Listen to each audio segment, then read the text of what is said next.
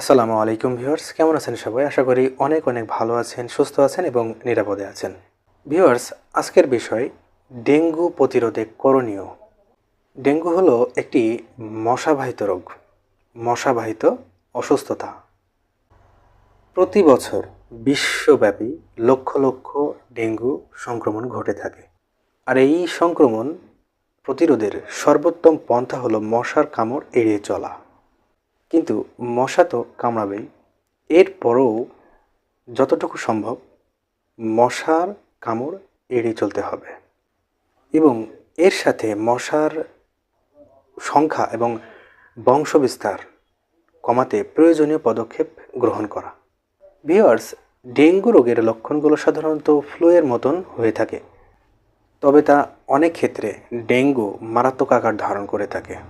Dengue haemorrhagic fever বা জ্বরে পরিণত হতে পারে, যার ফলে জীবন হুমকি স্বরূপ হতে পারে। এক্ষেত্রে যদি সঠিক সময়ে বা অবিলম্বে চিকিৎসা না করা হয় তাহলে এটি মারাত্মক পর্যায়ে কিন্তু যেতে পারে। তার কারণ এর ফলে রোগী শকে চলে যেতে পারে।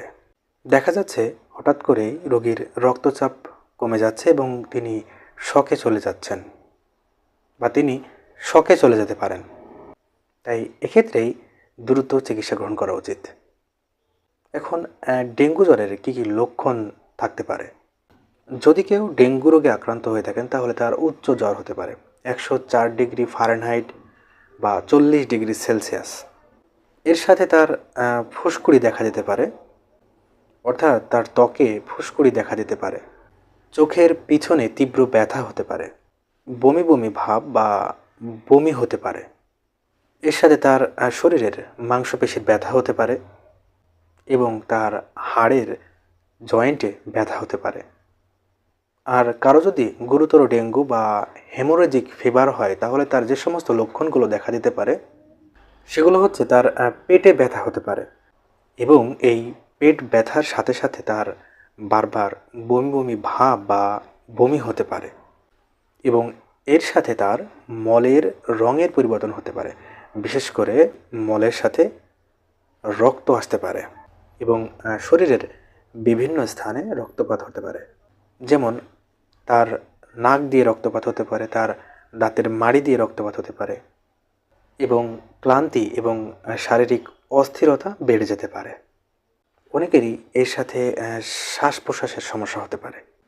ভিউয়ার্স, ডেঙ্গু প্রতিরোধের অনেকগুলো উপায় রয়েছে। যে সমস্ত উপায়গুলো যদি সহজে মেনে চলা যায় তাহলে এই ডেঙ্গুকে মোকাবেলা করা সম্ভব।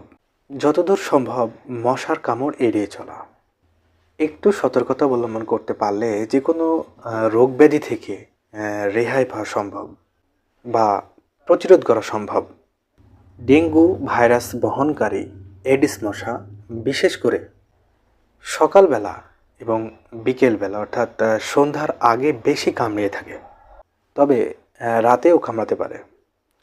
এই সময়গুলো একটু সতর্কতা অবলম্বন করা এবং নিরাপত্তার সাথে একটু চলাফেরা করা। মশার বংশ বিস্তার দমন করতে হবে এবং ডেঙ্গু ভাইরাস বহনকারী মশার বংশ বিস্তার হ্রাস করতে হবে এবং সেই সমস্ত স্থান আইডেন্টিফাই করতে হবে। বাসাতে ফুলের টব, অব্যবহৃত প্লাস্টিকের ঢাকনা এবং টায়ার, এই সমস্ত জিনিসগুলোতে যেখানে পানি জমতে পারে সেই সমস্ত জায়গায় বা স্থানে পানি জমতে না দেওয়া। বিশেষ করে এই সমস্ত জায়গায় ডেঙ্গু ভাইরাস বহনকারী এডিস মশা বংশবিস্তার করতে পারে। তাই এই সমস্ত অব্যবহৃত জিনিসপত্রগুলোতে পানি যাতে দীর্ঘ সময় ধরে না জমে সেদিকে অবশ্যই খেয়াল রাখতে হবে। বৃষ্টির পানি ধরে রাখে এমন কোনো পুরনো পানির পাত্র, ডাবের খোসা, প্লাস্টিকের যে কোনো পুরনো বালতি যেগুলো অব্যবহৃত, সেই সমস্ত পাত্রতে বা সেই সমস্ত অব্যবহৃত জিনিসপত্রে যেন পানি জমে না থাকে সেদিকে অবশ্যই খেয়াল রাখতে হবে। তা না হলে সেখানে এই ডেঙ্গু ভাইরাস বহনকারী এডিস মশা বংশবিস্তার করতে পারে। তাই এদিকে অবশ্যই সকলকে খেয়াল রাখতে হবে। ভিউয়ার্স, যে সমস্ত এলাকায় ডেঙ্গুর প্রকোপ খুব বেশি সেই সমস্ত এলাকায় আরও একটু বেশি সতর্কতা অবলম্বন করতে হবে।